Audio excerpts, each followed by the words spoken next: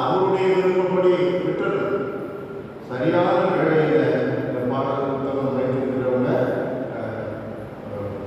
16வது பாடலை எடுத்துக்கொள்வோம். 16வது பாடல். அதில் தகுந்த வேளையில் ஆண்டவர் நம்முடைய ஜெபத்தை கேட்பார் என்ற அந்த பாடல்.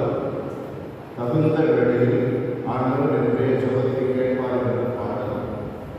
தகுந்த வேளையில் விடுதலை நாளில் ஜெபத்திற்கு பதில் அளிப்பார், ஏற்ற காலத்தில் உயர்த்திடுவார். அனைவரும் எழுந்து நிற்போம். ஒரு நிமிடம் அப்படியே எழுந்து நிற்போம்.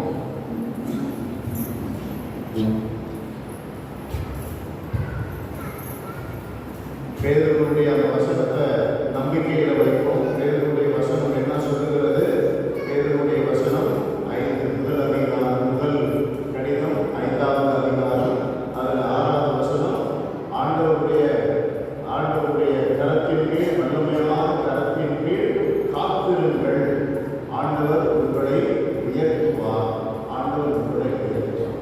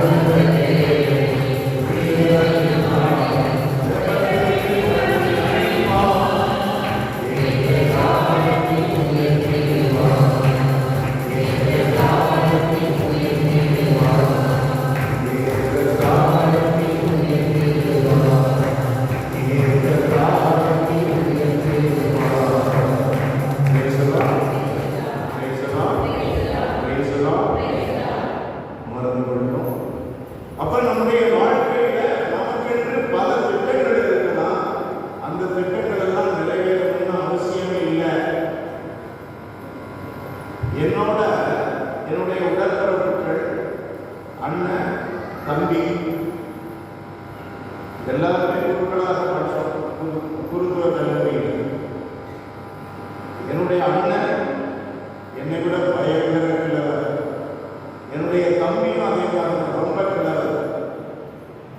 நான் தான் அதில் மக்கள். அண்ணன் குருவானவருக்கு தேவையான படிப்பெல்லாம் முடிச்சுட்டார். இன்னும் 2 மாசம் இருந்தது. என்னுடைய குருத்துவ பட்டத்தோட காத்திருந்து 2 பேரும் சேர்ந்து ஒரு செலவு முடியும் அப்படின்னு காத்திருக்க சொன்னேன். அந்த மாசத்துல இருந்தது. தம்பி அதே போல பாதி படிப்பும் முடிச்சிருந்தான். பிலாசபி எல்லாம் முடிச்சுட்டான். அவனும் கேட்டு நம்முடைய ஆசிரியர்